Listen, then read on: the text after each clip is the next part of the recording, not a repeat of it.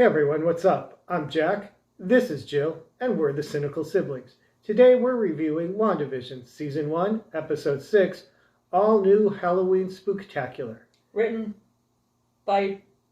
I'm so sorry.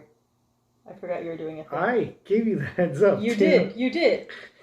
Okay. I was about, I know. You've never jumped in that fast either. Usually there's a dramatic pause. This time you were like, I'm on it! I've got this! Oh my god, now! Go! We're the whiteboard now. It's good. Okay. Try that again. 3, 2, 1. Hey everyone, what's up? I'm Jack, this is Jill, and we're the Cynical Siblings. Today we're reviewing WandaVision, Season 1, Episode 6, All New Halloween Spooktacular. Just in time for Valentine's Day. It was written by Chuck Hayward and Peter Cameron, and directed by Matt Shackman. Yes, it was. All right. What are you drinking? I am drinking Fable. It's a Pinot Noir from California. All right. What are you drinking? My favorite Riesling, the Mülheimer Sonnenlei from the Mosel Valley in Germany. Very good. Cool. All right. So, what did you think of WandaVision Season 1, Episode 6? Oh, yeah. No, just more good stuff. Just leading on from Episode 5, just more.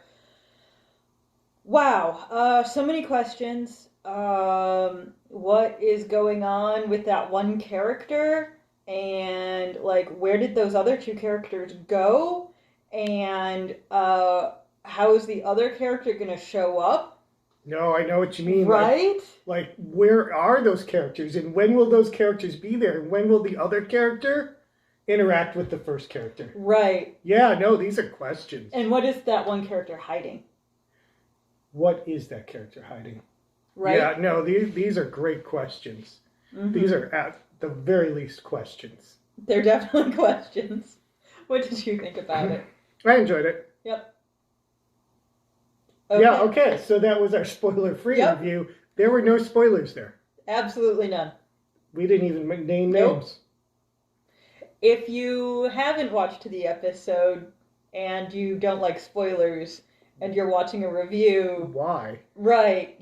What are you doing? You're making life choices that we take no responsibility for. But if you want to do it the other way around, that's cool too.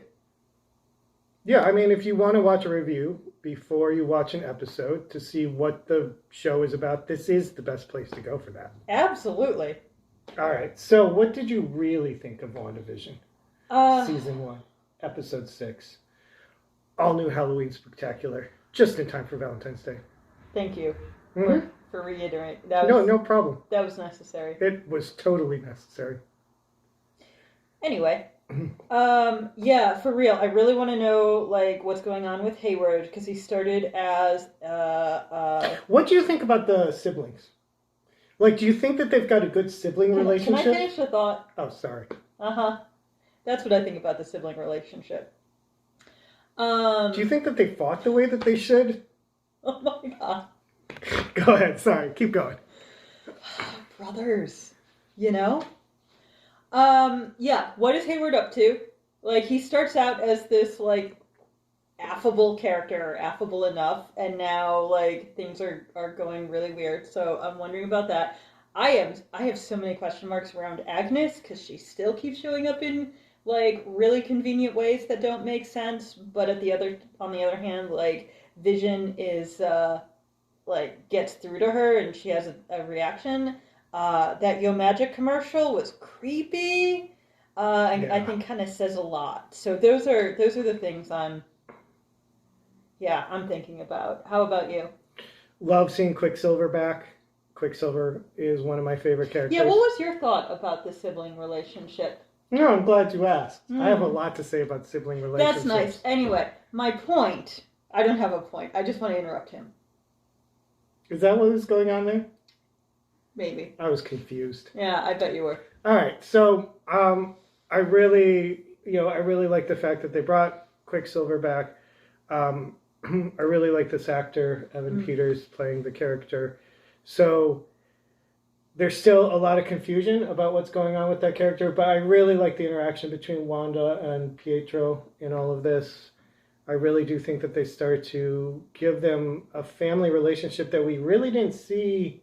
Or I didn't get the same sense of a sibling relationship in the Age of Ultron movie. So I Yeah. thought this was great because they really dug into some like sibling relationships, and then they did that too with the twins, the boys, and of course they started to gain their own superpowers in this too. So yeah, I just like all the stuff that they did with the relationships between all the siblings. I thought a lot of it was really, really well done. Really seemed like authentic sibling relationship. So there's that, and then but they weren't sitting in front of a silly backdrop drinking wine. So I don't know. I have concerns about the writing. I mean, they'll figure it out. All right. I mean, how do you know they're siblings though? They said so. I guess that's kind of all we have going for us too, huh? I mean, we can't do a DNA test. We can. Well, we can. We can't on them. They're in a TV. Oh, well, yeah, that's fair. Okay, but not a TV really, because we use the internet now for everything. Right. Okay, details. So that was amazing. Agent Wu is a badass. I didn't know that about Agent Wu, but apparently he can just start taking down other agents without much problem. So that was pretty cool to watch. I already knew Monica Rambeau was a badass, so that didn't surprise me. Yeah, those are, and then of course the Yo Magic commercial and the questions around Agnes, and yeah, those are all my concerns with this episode. Okay. I was also thinking about the fact that, like, Wanda seemed so confused toward the end when Pietro was talking to her, like, about the kids. She has no idea what he's talking about. Even though there's now suddenly 1 million kids where there have been 0 kids up till now. So I thought it was really interesting seeing her own confusion. I am so confused by all of the things.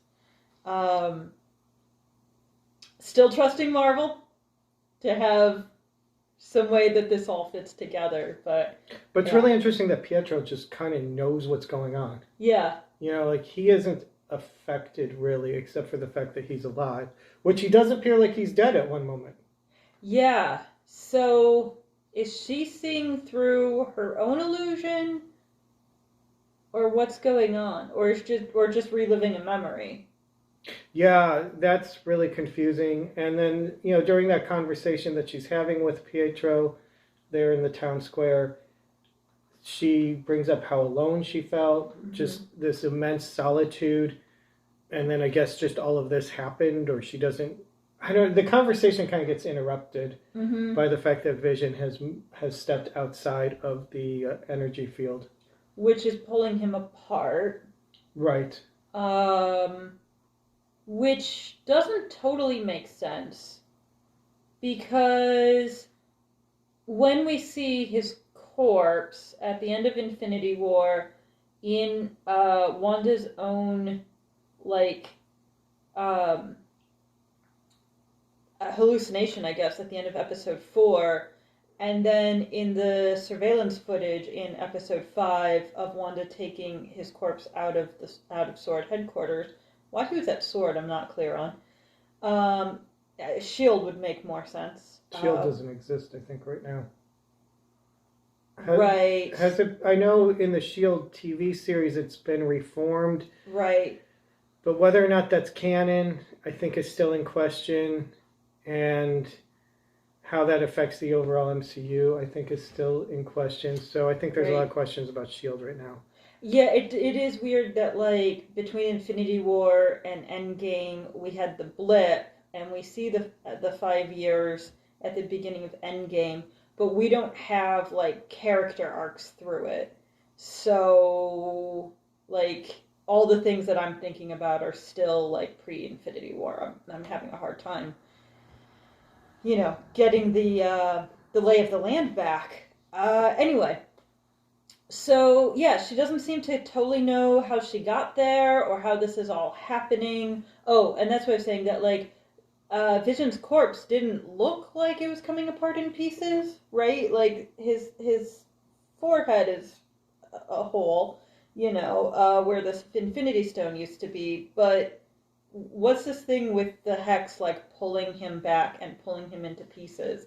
And why didn't Hayward do anything for him? That was a really good question that you asked while we were watching it. So as Vision is being pulled apart, Hayward does pretty much nothing about the situation but watch. Mm-hmm. So if he's really concerned about what's going on in that town, why is he not taking any action to try and help Vision? Right, and I think this is part of why I love Darcy's character is that, she runs out screaming. I mean, it always feels like she's saying what the audience is thinking, and I really appreciate that. But yeah, she's trying to stop this, blows her cover, and we don't see what happens to her once she's in the hex. They are starting to establish Monica Rambeau as being altered by Wanda's powers. So is that from the comics? Like, is there an arc? Well, they're not following Monica Rambeau's specific arc. They never do. But she does have superpowers in the comics. Mm-hmm. And so maybe this is how they're establishing that. I'm trying to remember exactly how she gets her powers. She becomes Captain Marvel.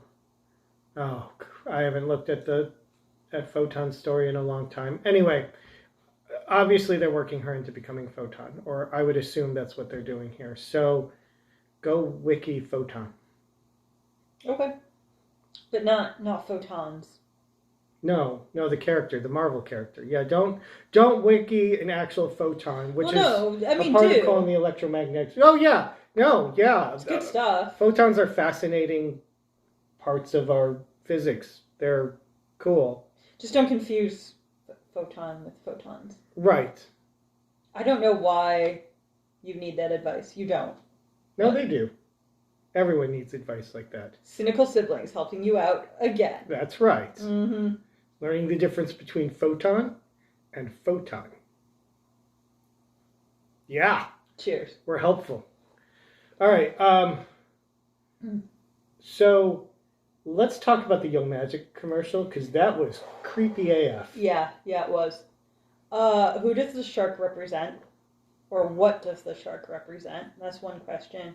And yeah, it's this like 90s claymation-esque yogurt commercial. That did bring back some childhood memories. And the kid like literally starves to death because he can't open a thing of yogurt. Yeah, so that's not unsettling or creepy or weird. So Yo Magic is magic, but it still doesn't save the day. Right. The kid still dies. Right. So there is that sense like the magic is not there. She talked about how alone she was later on in the episode. Mm-hmm. So after the commercial, she's in the town square with Pietro, and they're talking about how alone she felt. I think it's really interesting that this kid is completely alone. Mm-hmm. And magic shows up, and it still doesn't save the day. Like, it still doesn't stop him from dying.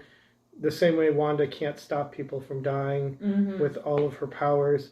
So again, this does kind of continue along the storyline, right? Like, each commercial is a piece of Wanda's life experience. And I'm wondering if we're starting to get into some of the pieces in Wanda's story that we don't know about. Right, so, I mean, her backstory is somewhat established within the comics. We know about what happens in Lagos, etc. But is this starting to move into the territory that leads to what happened? Like, how things transpired to create the Hex and so forth. Yeah, I want to know why Hayward sent Monica to this town when he knew that Vision was gone, and he has some kind of tracking on Vision in the Hex, which suggests to me that he's had tracking on Vision this whole time. Because how did he get anything to Vision otherwise? Well, is that exactly, how Sword got involved, because Sword's not going to be involved in just a missing person's, the FBI loses a person. I don't see Sword getting involved. But if he already knew that Vision was involved, but then why wouldn't he communicate that to Monica Rambeau? Mm-hmm. Why wouldn't he be interested in reobtaining Vision when he steps out of the energy field? He doesn't do anything. Like, it just, there are so many questions with this series, and the pieces don't quite all add up yet. Yeah. I'm going to trust that they do. Right, because the MCU has come through many times before. So... we're going to hope so. Yep. But I don't know what's up with Hayward. Yeah, none of the pieces make sense. Like, why is he suddenly trying to get rid of the three, the two agents and Dr. Lewis? Why did he bring Monica in on this particular thing in the first place? What is his deal? Yeah. Yes. Yeah. Where did Monica and Jimmy Woo end up in all of this? At the end, like, you see them trying to get away, did they? I assume that they did, but because they were far enough ahead to get away, but we don't actually know. Yeah. So all of those questions, and Agnes. She confuses me so much. Because she keeps showing up right where she's needed. And says the right things to kind of move the story forward. Right. Or does the right things.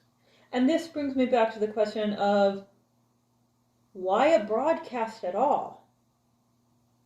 And I do wonder, I mean, Wanda's obviously trying to create this sort of Americana idea of what a family life should be like, which makes me think of, kind of along the lines that as a child and then after her parents' death, I can see that TV might have been an escape.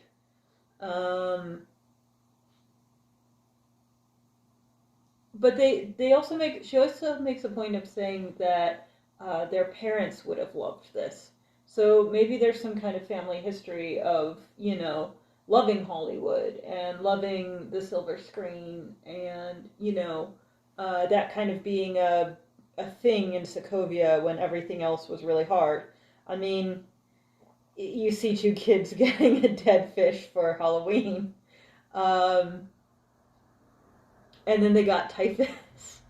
Yeah, and then their city got bombed. So, like...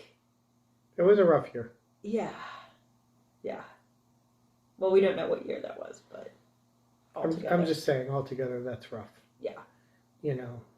So is this, like... is she actually broadcasting? But she's not editing, I don't think. I'm so confused. I know. So many questions, so many thoughts. So few answers. Agnes does keep showing up at the exact opportune moment and seems to say the exact best thing to move the story forward.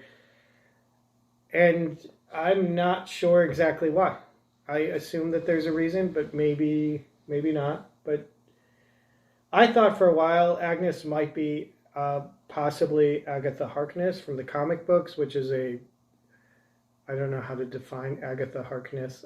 She's a witch / sorceress from Marvel Comics that was also a babysitter for the Fantastic Four. She did a lot of roles. She also trained Wanda on how to use magic. So I thought Agnes might be Agatha Harkness, but it does not seem to be that, or at least according to this episode, that does not seem to be the case. I'm just not completely convinced because she's been so on it for this whole time. And I think, I'm starting to wonder about Herb too, with the line of, oh, do you want us to change anything? Yeah. I can't tell if that's just like programming or if he's somehow cognizant of what's going on, because he is like Wanda and Vision's neighbor on one side, whereas Agnes is the neighbor on the other side. So in terms of like having them kind of surrounded and being able to move things along, like they've got that covered. I'm not sure. Yeah, I don't know. Again, so many questions, so few answers. And it seems like every episode asks more questions than it answers. I hope this doesn't turn into some sort of lost episode where the writers are as lost as the viewers are. So hopefully they come up with a really good storyline or they've already come up with a good storyline that explains all of this. Right. I mean, it's already written and done. So hopefully they had a really clear answer. I'm hoping it transpired along the lines of like someone wanted to do this project and they were all kind of like, okay, how can we do this project but not do the original comic book thing? How can we redeem that storyline? That's what I'm hoping the thought process behind all of this was. I did like that Pietro called the boys Hellspawn. Hellspawn, yeah. Right, which is clearly a reference and demon to the children. Yeah. So that's all a reference to the original storyline for those kids. Yeah. I like the way that he talks to Wanda toward the end.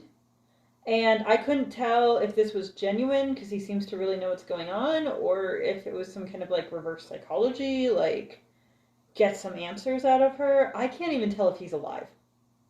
No, we can't tell if Vision or Pietro are alive. No, but like he knows that Vision is dead. So that's a thing. And then on top of that, like it still makes me wonder because a couple episodes ago, there was that joke about like can these computers even find me a wife? Vision says eventually, which I took as a reference to online dating. Yeah, I thought that's what it meant. Vision doesn't know what the Avengers are. So it's so weird that he knows something about a future timeline, but not his own timeline. I don't know. Again, very confusing. Some form of amnesia, synthezoid amnesia. As one does. As well, he has had his forehead ripped open. It will affect your memory. That is true. Right. We covered holes in the head in the last. Right. It creates problems for Right. memory. Yeah. Yeah. We do also need to address the fact that apparently astrophysicists are also like crack hackers.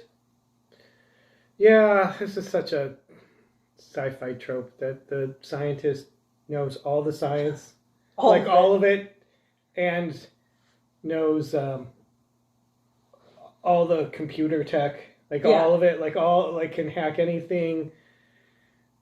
Yeah, that's a lot of knowledge. It's impressive. It's very impressive to know how to hack anything, to understand astrophysics, and to understand biology, because she breaks down like Monica Rambeau's, blood analysis too. Like she just, yeah.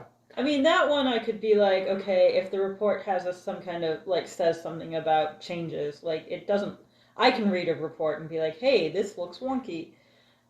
Is this normal? This doesn't sound good. So that part I could let slide, especially if the results had already been translated for Hayward, right? Like if someone did the analysis and like wrote a report for Hayward that, in layman's terms that he could understand, I can go with that. So that one I can see possibly. Yeah, the other thing though, where like all the sciences are like the same. Once you master one, you've got them all mastered. And I wonder if it's kind of the scientific equivalent of what we do with, I don't know, agents or anyone who can fight. That, you're amazing with a gun, you're amazing in a fist fight, you're amazing, I don't know, in 0G all of a sudden, Yeah, that's another one. Like once you have like a martial arts athlete, they are great with every weapon, with every... Black Widow. Yeah. Can like kill a Jatori guy and like steer the thing and go blow up more. I'm sorry, Chitori. Chitori. However you say it. Chitori. Yeah, that one. Yeah. And then the last thing I want to point out is that the costumes were awesome. Yes. Seeing Vision, Quicksilver, and the Scarlet Witch in very classic, old school Marvel style comic book costumes was just so much fun to see. Yeah, and those yellow boxers that Vision was wearing. Yeah, he was Wow. rocking those yellow boxers. Wow. It's the boxers that really pulled that outfit together. Vision's boxers really made that outfit work. Yeah, see, they're doing this in February. They needed to do this closer to October. Like the outfit would have been ridiculous without the boxers. Right? Like that's what brings it all together. That definitely that makes the whole costume very serious.